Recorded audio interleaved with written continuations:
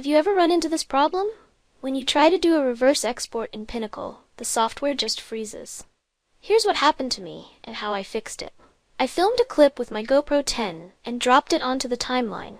In the time remapping menu, I set the playback direction to reverse clip and hit export. The result?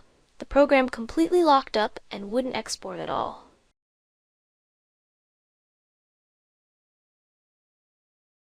My solution was simple.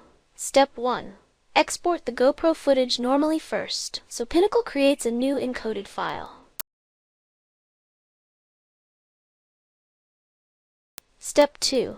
Bring that new file back into the timeline, set it to reverse, and export again. This time, it worked perfectly. My take is that raw footage from different cameras can use encoding that's heavy to decode and re-encode in reverse. Even a powerful computer can struggle. By re-encoding the video once inside Pinnacle, you give the software an easier file to process when you reverse it.